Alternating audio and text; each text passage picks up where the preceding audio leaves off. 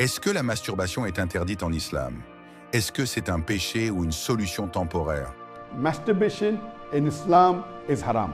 Est-ce que c'est dangereux pour le corps et l'esprit ou pas? C'est une question que des milliers de musulmans se posent, surtout les jeunes. Mais très peu ont une réponse claire, équilibrée et expliquée avec preuve. Aujourd'hui, le docteur Zakir Naik répond à cette question en profondeur. Il va expliquer ce que disent les savants, ce que dit le Coran et même ce que dit la médecine. Et si toi aussi tu luttes contre cette habitude ou que tu veux simplement comprendre, alors écoute jusqu'à la fin. Dans cette vidéo, pour garder un cadre respectueux et éviter toute gêne, le mot masturbation sera remplacé par l'expression « cette habitude » tout au long de la vidéo. Le sens restera très clair. Donc chaque fois que tu entends le mot « habitude », tu sais exactement de quoi il s'agit. Assalamu alaikum, docteur Zakir. Je suis marié, mais je vis à l'étranger, loin de ma famille, depuis plus d'1 an. Ma femme est restée au pays. On se parle souvent en vidéo, mais parfois, on finit par faire cette habitude chacun de notre côté, pour se soulager. Ma question est simple. Est-ce que c'est un péché? Est-ce interdit, même si c'est avec ma femme? Merci pour ta question. C'est une question importante et elle revient très souvent. Beaucoup de jeunes musulmans, mariés ou non, se la posent. Mais comme c'est un sujet sensible, peu osent en parler ouvertement. Aujourd'hui, je vais y répondre de façon claire, en m'appuyant sur les sources religieuses, les avis des savants et les réalités actuelles. Il faut d'abord comprendre que les savants ont donné 3 avis principaux sur cette habitude. Le premier avis, qui est l'avis majoritaire, considère que cette habitude est interdite. Ces savants se basent sur un verset du Coran, dans la sourate Al-Mu'minun, versets 5 à 7, qui dit que les croyants sont ceux qui protègent leur pureté, sauf avec leurs épouses, ou ce que leur main droite possède. Et ceux qui vont au-delà de cela sont considérés comme des transgresseurs. D'après cet avis, tout type de plaisir personnel qui ne se fait pas directement avec l'épouse est interdit. Le deuxième avis, que l'on retrouve aussi chez de nombreux savants, dit que cette habitude est déconseillée, mais qu'elle n'est pas interdite. Elle est tolérée si elle permet à la personne d'éviter un péché plus grave, comme l'adultère ou une autre faute. Ibn Abbas, un compagnon du prophète, disait « Le mariage est mieux que cette habitude, mais cette habitude est toujours meilleure que tomber dans ce qu'Allah a interdit. » Le troisième avis, moins répandu mais présent, considère que cette habitude est permise dans certaines situations. Pour ces savants, il n'y a pas de texte clair dans le Coran ou dans un hadith authentique qui l'interdit directement. Tant qu'il n'y a pas d'excès et qu'elle n'est pas liée à des choses interdites comme des images ou des vidéos obscènes, alors ce n'est pas un péché. Maintenant, dans le cas du frère qui a posé la question, il est marié, il est séparé de son épouse, et cette habitude se fait entre eux deux, à distance. Certains savants permettent cela, en disant que le lien conjugal reste respecté, même à distance. Mais il faut quand même faire attention. Si cette habitude devient régulière, qu'elle prend trop de place ou qu'elle devient une dépendance, alors cela peut nuire au couple et à l'équilibre de la personne. Même entre époux, le contact reste la meilleure solution. Ce que je recommande, c'est de limiter cette habitude, d'essayer de jeûner régulièrement pour mieux gérer son envie, de rester proche de la prière et du Coran, et si possible, de réduire la durée de séparation avec ton épouse. Si tu luttes contre cela sincèrement, ne te culpabilise pas excessivement. Fais des invocations, demande l'aide d'Allah et garde ton intention pure. Allah est celui qui comprend nos difficultés mieux que quiconque. Assalamu alaikum, docteur Zakir. Je m'appelle Habibullah Islam. Je suis étudiant en Inde. Je voulais vous poser une question qui me dérange profondément. Je pratique cette habitude, puis je regrette. Avant de continuer, on vous doit une explication. Tu l'as sûrement remarqué, plus d'1 mois sans vidéo, pas d'actualité, pas de publication. Mais on n'était pas absent pour rien. En réalité, on était en mission. Il y a quelque temps, on a publié une vidéo très spéciale sur cette chaîne, Comment arrêter la masturbation. Et elle est vite devenue l'une des vidéos les plus regardées. Mais ce qui nous a surpris, ce sont vos messages, vos commentaires, vos souffrances. Beaucoup d'entre vous nous ont demandé « Est-ce qu'il existe un vrai programme? Une méthode complète pour arrêter cette habitude ?» Et c'est là qu'on a compris, ce n'était pas juste une vidéo, c'était un appel à l'aide. Alors on s'est mis au travail. Pendant des semaines, on a écrit, consulté, recherché, testé. Et aujourd'hui, la bonne nouvelle, c'est que la formation est prête. Qu'est-ce que cette formation? C'est un programme complet, islamique, structuré sur 30 jours. Oui, tu as bien entendu. Toi qui veux arrêter tes mauvaises habitudes comme la masturbation, cette formation a été conçue pour t'aider, concrètement, en 30 jours, à reprendre le contrôle de ta vie et de ton regard. Et ce n'est pas tout. D'après nos recherches, la majorité des frères qui luttent contre la masturbation regardent aussi des vidéos interdites. Tu sais exactement de quoi je parle. Cette formation est là pour t'expliquer pourquoi tu es tombé dedans. Et surtout te donner les vraies clés pour t'en libérer. Ce programme, ce n'est pas du blabla, ce n'est pas une vidéo de plus sur YouTube.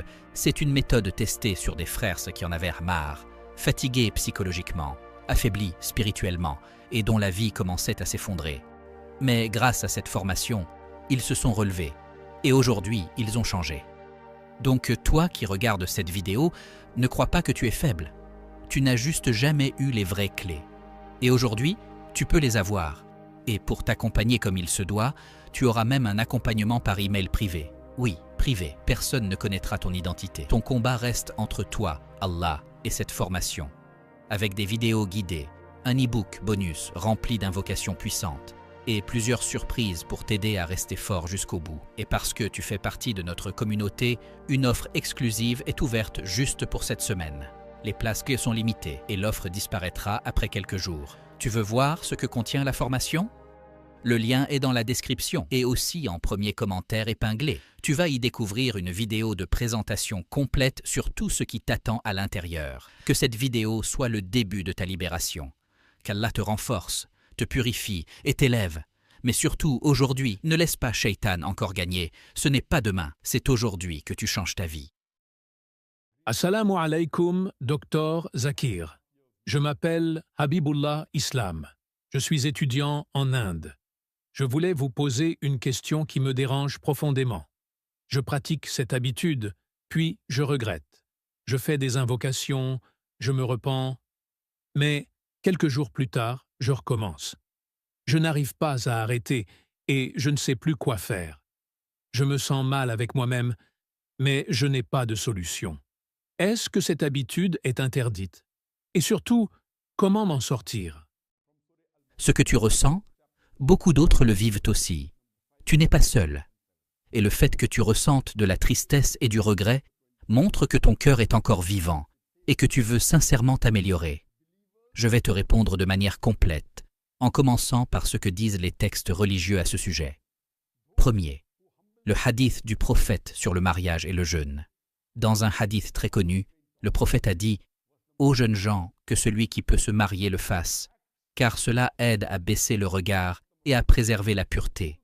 Et celui qui ne peut pas, qu'il jeûne, car cela diminue le désir. » Certains savants disent « Puisque le prophète n'a pas mentionné cette habitude dans ce hadith, alors elle est interdite. » Mais ce raisonnement n'est pas suffisant, car le fait que le prophète n'ait pas cité une chose ne signifie pas qu'elle est interdite. Il a simplement proposé la meilleure solution, le mariage puis le jeûne. Comme je le dis souvent, le prophète a recommandé de manger des dattes. Ça ne veut pas dire que manger d'autres fruits est interdit. Donc, on ne peut pas dire qu'une chose est haram juste parce qu'elle n'est pas mentionnée ici. Est-ce qu'il existe un verset clair qui interdit cette habitude? La réponse est non. Le seul verset que les savants utilisent pour en parler est celui de la sourate Al-Mu'minun, versets 5 à 7. Mais ce verset parle principalement du rapport, pas directement de cette habitude. C'est pour cela que les savants sont partagés et que certains disent qu'elle n'est pas interdite clairement. L'avis de grands savants comme Ibn Hazm, un grand savant, explique que le prophète a permis à l'homme de toucher son propre corps. Et donc, cette habitude n'est pas forcément interdite, surtout s'il n'y a pas de contenu interdit associé, comme des images obscènes ou des pensées interdites.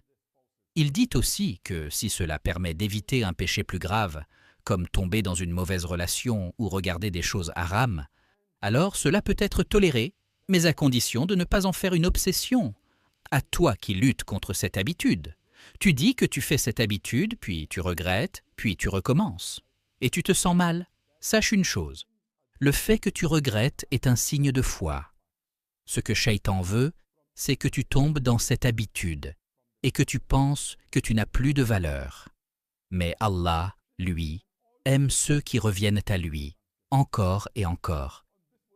Le prophète a dit, tous les fils d'Adam font des erreurs, et les meilleurs parmi ceux qui font des erreurs sont ceux qui se repentent. Donc, même si tu tombes plusieurs fois, ne baisse pas les bras. Fais ton possible pour t'éloigner de ce qui t'y pousse. Évite les moments où tu es seul, les écrans inutiles, les images qui peuvent te fragiliser. Et surtout, ne laisse pas la culpabilité te détruire intérieurement. Utilise ce regret pour te rapprocher d'Allah et non pour t'en éloigner. En plus des avis religieux, il est important de comprendre ce que dit la médecine moderne sur cette habitude. Pourquoi? Parce que beaucoup de jeunes musulmans croient des choses chasses, des choses fausses à son sujet. Et cette peur, parfois, les bloque complètement.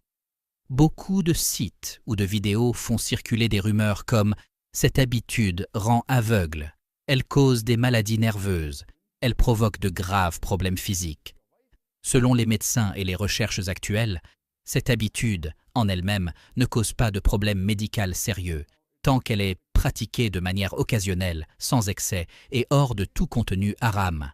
Cependant, si elle devient une addiction, cela peut causer de la fatigue, une baisse de motivation, une perte de contrôle, des troubles psychologiques comme la culpabilité, l'isolement ou la honte excessive. Et surtout, dans la majorité des cas, cette habitude est associée à des choses interdites, comme des vidéos obscènes ou des pensées qui éloignent du rappel d'Allah. Et c'est là que le vrai danger commence. Si tu associes cette habitude à du contenu haram, alors c'est le contexte entier qui devient interdit. Voici donc ce que je pense, après avoir étudié les textes, écouté les savants et observé les réalités médicales. Cette habitude est déconseillée. Ce n'est pas un acte noble, ni un comportement à banaliser, mais ce n'est pas non plus un grand péché, sauf si elle est liée à des choses interdites ou qu'elle devient une addiction. Donc le mieux est de l'éviter totalement. Mais si tu es dans une situation où tu n'es pas marié, tu as des pulsions fortes, tu crains de tomber dans une faute bien plus grave, alors dans ce cas, cette habitude est tolérée à condition de ne pas l'associer à du contenu interdit, de ne pas en faire une routine, et surtout de chercher à s'en libérer petit à petit en te rapprochant d'Allah. Les conseils pour s'en sortir. Le premier remède, c'est le jeûne, comme conseillé par le prophète. Il calme les envies, renforce la patience et nettoie le cœur. Le deuxième, c'est l'environnement. Éloigne-toi des réseaux inutiles, des écrans seuls la nuit, des séries ou vidéos douteuses. Le troisième, c'est l'engagement spirituel. Fais tes prières à l'heure, lis le Coran, demande à Allah de t'aider sincèrement. Et si tu tombes, ne t'effondre pas. Recommence, avance, et n'aie jamais honte de demander pardon à Allah, car Allah aime ceux qui reviennent vers lui, encore et encore. Cette habitude est une épreuve, et chacun a ses faiblesses. Mais avec la volonté, le savoir et la proximité avec Allah, tu peux la surmonter. Un petit éclaircissement important. Tu as peut-être déjà entendu dire que la masturbation peut être permise dans certaines situations. Et c'est vrai, certains savants ont évoqué des cas exceptionnels, dans des contextes bien précis. Mais attention, c'est un sujet très complexe, avec des nuances juridiques, et il ne peut pas être résumé en quelques soit de phrases. C'est pourquoi, dans notre formation, nous avons dédié un module complet à cette question. Dans ce module, tu découvriras les avis des savants, anciens et contemporains, les situations particulières où certains ont évoqué une autorisation, et surtout, la position claire de l'islam sur cette pratique. Après ce module, tu seras capable d'expliquer ce sujet de A à Z, même à d'autres personnes dans ta mosquée, avec respect, connaissance et clarté.